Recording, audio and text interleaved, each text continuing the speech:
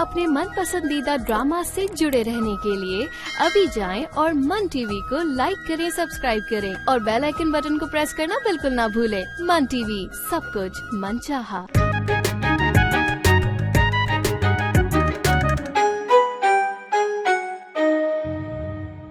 आपको मसला मेरी बीवी से नहीं है, आपको कुन्ना से, उस पापड़ से, और वो आप मेरी बीवी पे निकाल रहे हैं। बड़ा ही मॉडर्न किस्म का बदमाश है और हर वक्त चेले साथ में लेके घूमता है।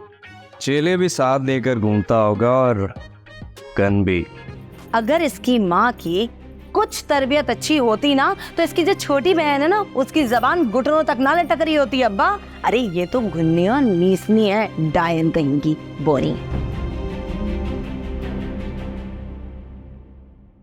अरे कितने गुन्नियां मारी होंगी जब ये पापड़ की औलाद पैदा हुई होगी। माँ की तारीफें करवाने का जुनून लेकर गई है। हमेशा यही कहती थी कि जहाँ भी जाऊंगी ससुराल वाले हमेशा तारीफ करेंगे। मुझे लग रहा है वाकई गुलाब गोली, क्या नाम था उसका, गुलाब गोली जैसे किसी बंदे के साथ उसका कोई चक्कर चल रहा हो, क्या पता पीछे से वो गुलाब गोली से मिलती हो। पॉइंट। तुम क्यों ऐसी बातें कर रही हो? खबरदार कर रही हो, कहीं उस जहन्नुम में जल के राख ही ना हो जाए। बद्दुआ दे रहे हो अपनी बहन को? बद्दुआ नहीं दे रही, मैं उसको जहन्नुम से निकालना चाहती हूँ। लेकिन मेरी तरबियत और हिजाब की जहानत इंशाल्लाह उस घर को जन्नत बना देंगी। बस आपको हिजाब पर न कुछ ज्यादा ही एतमाद है। हाँ, मैं उसके घर को आबाद देखना चाहती हूँ। पता नहीं आप हिजाब पे क्यों इतना भरोसा कर रही हैं। मैं तो कहती हूँ उसको तलाक दिलवा दें। बकवास बंद करो अपनी। खबरदार, खबरदार तुम्हारे मुंह से ऐसे वाहियात अल्फाज निकले तो। आप बस मुझ पे शुरू हो जाया करें, मुझे नहीं करनी आपसे बात। पता नहीं इस लड़की का दिमाग खराब क्यों होता जा रहा है दिन ब दिन। क्या हो गया है इसको? हुमा अभी आपसे कुछ बात करनी है। बीबी जाओ यहाँ से, मेरे भेजे में इतना दम नहीं है कि मैं तुम्हारी बकवास बर्दाश्त कर सकूं। जाओ यहाँ से, चलो। क्या आप इतनी बेज़मीर हैं कि मुंह पे भी झूठ बोल देती हैं? क्या झूठ बोला मैंने? हाँ, और बेजमीर मुझे क्यों कह रही हो? बोलो। आप अपने ईमान से बताएं, मैंने कब आपको बातें सुनाई हैं? आप लोग ही मुझे ताने तिश्ने दे देकर एक दिन मार डालेंगे। कितना अच्छा आइडिया दिया है तुमने मुझे, ये मार डालने वाला। क्योंकि हुमा अभी जीते जी तो मैं इस घर से नहीं जाने वाली। अच्छा, चैलेंज कर रही हूँ मुझे? नहीं, मैं सिर्फ अपनी माँ की नसीहत बता रही हूँ आपको, क्योंकि अच्छे घरानों की लड़कियां कभी भी इस तरीके से नहीं करती हैं। ओ बीबी, तुम अच्छे घराने की हो कब? तुम तो भांड मिरासियों की औलाद हो और तुम जैसी लड़कियां कभी अपना घर नहीं बसा सकती। घर बसाती हैं हाँ हम जैसी लड़कियां, आला खानदान, ऊंची जात, बड़े लोग, हम बसाते हैं घर, तुम लोग नहीं बसाती भगोड़ी। एक मैं ही तो चाहती हूँ कि कोई घर ऐसा हो जिसे आप अपना ससुराल कहें।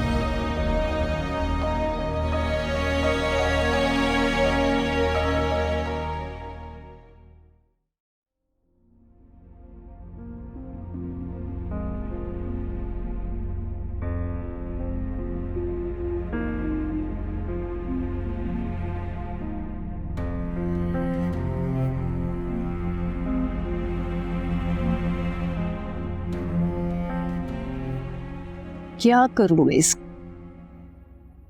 क्यों नहीं समझती ये भी मेरी बेटी है और हिजाब भी मेरी बेटी है। मैं तो दोनों को एक ही नजर से देखती हूँ।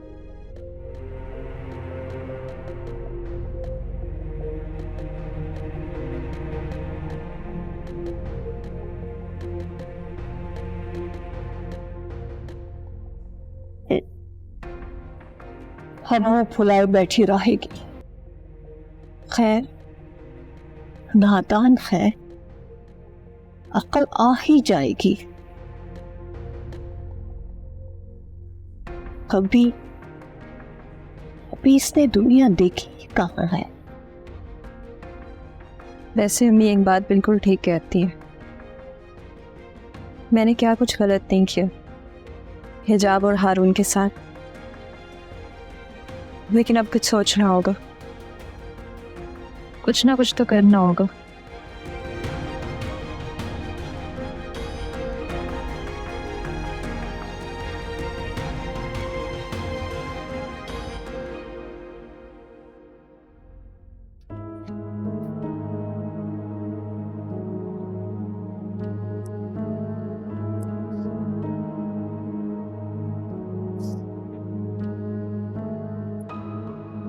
हेलो, अस्सलाम वालेकुम ब्लैकबेरी भाई। भाई किरण अपने घर से निकल चुकी है। जी ठीक है।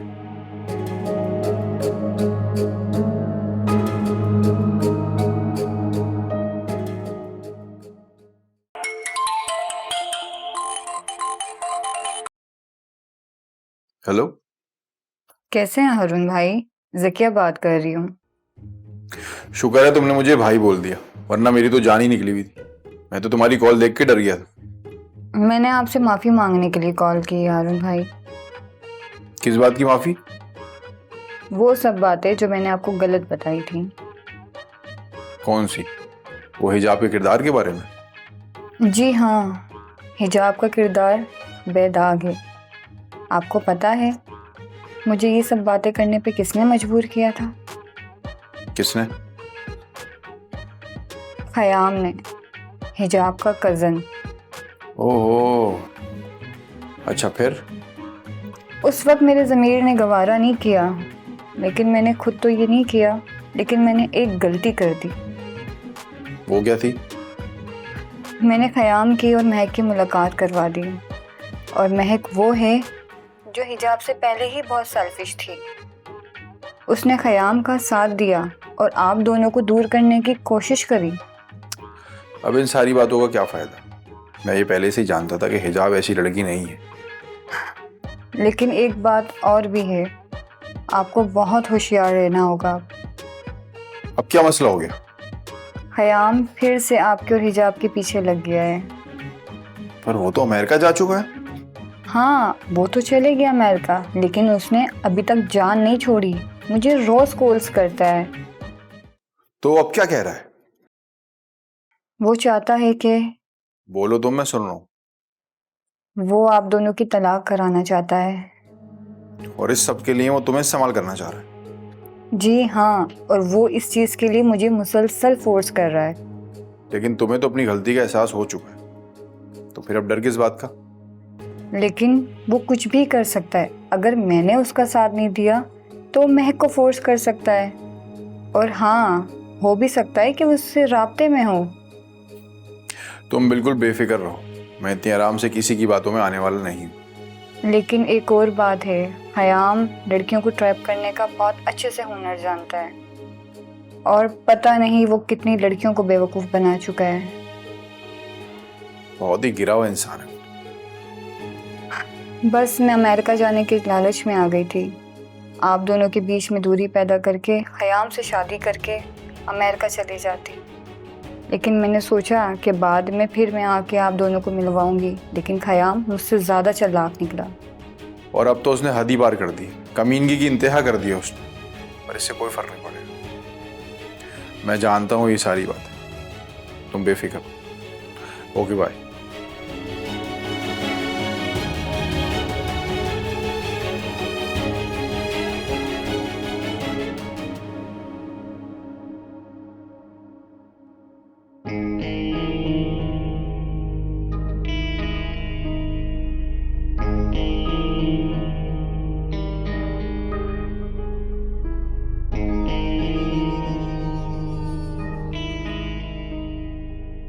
अस्सलाम वालेकुम आंटी। कौन? वालेकुम अस्सलाम। वो आंटी, मेरा नाम मामून है और मैं आपसे ही मिलने आया था। मुझसे क्या काम हो गया तुम्हें? वो आंटी, मुझे किरण के बारे में कुछ बात करनी थी आपसे। किरण के बारे में? किरण के बारे में क्या बात करनी है? आंटी, मुझे लगता है किरण घर पर नहीं है, तो हम अंदर जाके बात करें आराम से। तुम्हें कैसे पता किरण घर पर नहीं है? क्या तुम लोग पहले से जानते हो एक दूसरे को?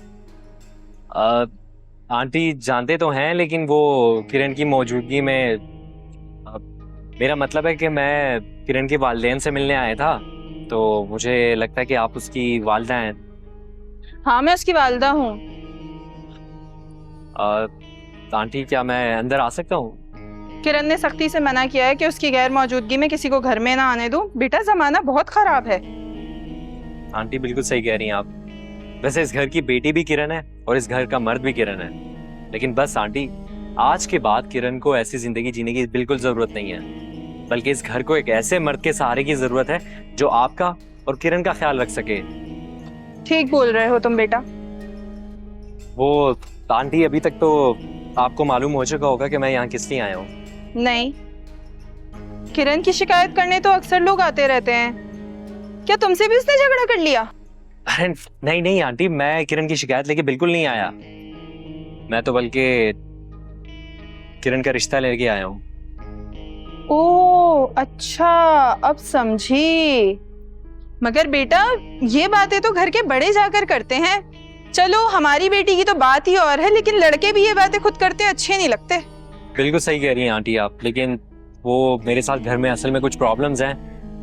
मेरे माँ बाप मेरी शादी खानदान में ही कराना चाहते हैं, लेकिन मुझे दिलो जान से किरण जैसी लड़की चाहिए। किरण जैसी लड़की?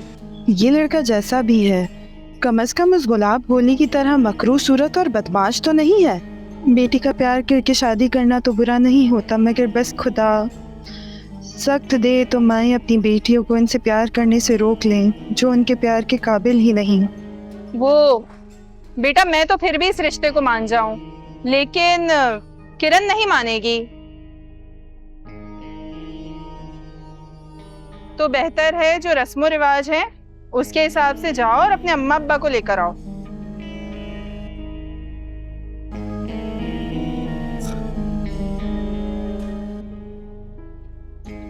मेरे अम्मा अब्बा तो इस रिश्ते को कभी होने ना दें।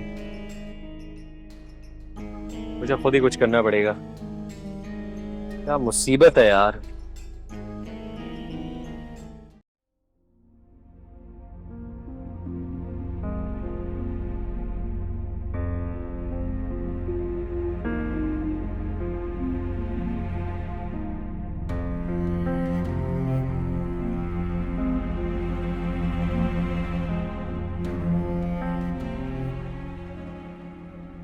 खीना, खीना,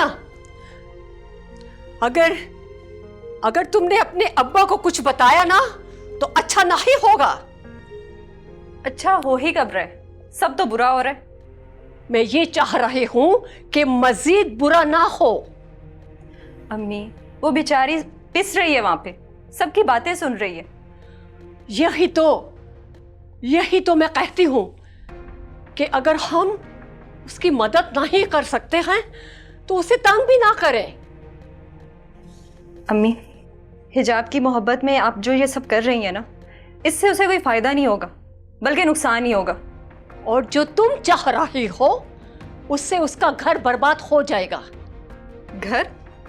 उस जंजालपुरा को आप घर कहती हैं, जहां पे सब एक दूसरे के दुश्मन है? तुम क्या चाहती हो कि मैं हिजाब को लाकर घर में बिठा लूं? चलो, मुझे नहीं पता क्या बेहतर है क्या नहीं है, लेकिन अब्बू को तो पता है ना। उन्होंने तो पहले ही कह दिया था कि ये लोग बहुत नीच हैं, और देखें उनकी बात सही निकली। ठीक है, वो लोग जैसे भी हो, लेकिन हारून तो हिजाब के साथ मुखलिस है ना। और अगर वो भी किसी दिन अपनी अम्मा अब्बा और बहनों की बातों में आ गया तो? नहीं, हारून ऐसा नहीं है। वो तो शुरू से ही हिजाब के साथ मुखलिस है। अगर वो ऐसा होता तो बहुत पहले धोखा दे चुका होता हिजाब को। हारून बहुत अच्छा है। लेकिन अम्मी, अब अपने घर वालों से अकेले कैसे लड़ेगा हारून? हारून भाई कहो, वो तुम्हें अपनी छोटी बहन समझता है।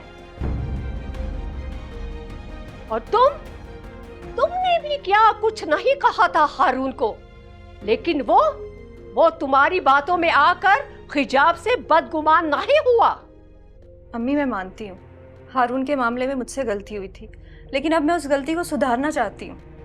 हारून और हिजाब की अलहदगी करवाकर? नहीं, हिजाब को उस जंजालपुरा से निकाल कर, चाहे उसके लिए मुझे अब्बू से क्यों ना बात करनी पड़े। देखो हिना, अगर तुमने अपने अब्बा को कुछ बताया ना तो मैं तुम्हें दूध नहीं बख्शूंगी। हाँ,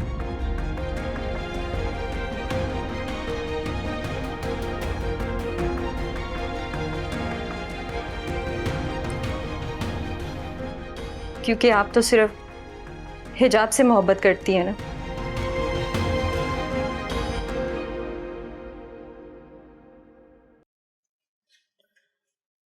अब्बा, कितनी बड़ी एक्टर है तुम्हारी बहू। अरे एक लम्हे को तो मैं भी नरम पड़ गई थी जब उसने ये कहा ना कि कोई तो घर ऐसा हो जो तुम्हारा भी ससुराल हो।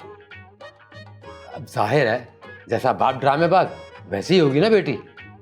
अरे लो, एक बात तो मैं तुम्हें बताना ही भूल गई अब्बा। जब मैं और अम्मा यहाँ पे बैठे हुए बातें कर रहे थे तो ये दबे कदमों से पीछे खड़े होकर चुपके से हमारी सारी बातें सुन रही थी। अब जैसे ही अम्मा इससे पूछगछ करने के लिए उठ के गई, झट ये भागी, मुसल्ला बिछाया और जाली नमाजें, जाली टकरें ऐसे मारनी शुरू कर दी और कहती कि मैं तो कुलोपत्रा और हुमा आपी की शादी की दुआएं कर रही थी। देख सुन मेरी बात, अब सारे खानदान वाले और अड़ोस पड़ोस वाले, महल्ले वाले सभी हमारी हरकतों को जानते हैं। अरे कौन सी हरकतें अब्बा? अरे सबको सब कुछ पता है, तमाम महल्ले वालों को। अब खानदान में से तो कोई रिश्ता आने से रहा, हो सकता है वो अपने जानने वालों में कोई रिश्ता करवा दे। मैं नहीं करूंगी। जब तक इसकी हिजाब की तलाक नहीं होगी मैं शादी नहीं करूंगी, बता रही हूं मैं। क्यों नहीं करेगी? अरे अब्बा, तुम कितने भोले हो। यही तो उसकी चाल है। क्लोपत्रा और ब्लैकबेरी को तो उसने अपने वश में कर लिया है और तुम्हारा कोई भरोसा नहीं। तुम तो अब्बा कभी भी कल्टी मार जाओगे। रह गई पीछे मैं और मेरी अम्मा, और अम्मा का भी क्या है, उनको भी कभी भी कोई शीशे में उतार सकता है। देख भाई, तेरी माँ का तो मुझे पता नहीं है, लेकिन मैं इतनी जल्दी कल्टी मारने वालों में से नहीं हूँ। बस तो फिर उसको आखिर मेरी ही शादी की क्यों पड़ी है, जानते हो? ताकि वो मुझे इस घर से निकाले और सारी मिल्कियत अपने नाम कर ले। हाँ, मैं तो जैसे उसके नाम करने ही बैठा हूँ ना घर अपना। और अगर सोचो अब्बा, रात को दोनों मियाँ बीवी ने मिलके अगर गला दबा दिया तुम्हारा भी और अम्मा का भी, फिर क्या होगा? और फिर दोनों भाइयों ने आधा आधा घर रख लिया। कौन देता है बहनों का हक माँ बाप के मरने के बाद? अरे कैसी मनुष्य औलाद है। अरे तुझे जायदाद की पड़ी और माँ बाप के मरने का गम नहीं है? अरे है अब्बा, क्यों नहीं है। इसी गम से बचने के लिए तो मैं शादी नहीं कर रही। मैं आज ही इस फसाद की जड़ को खत्म करता हूँ और तेरी माँ से बात करता हूँ।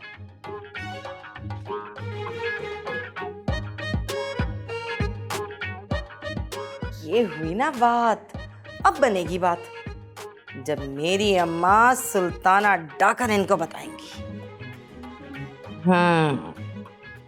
नहीं अम्मी, मेरे ससुराल वाले बहुत अच्छे हैं, मेरा बहुत ख्याल रखते हैं, लेकिन इस घर में शायद कोई भूत प्रेत है।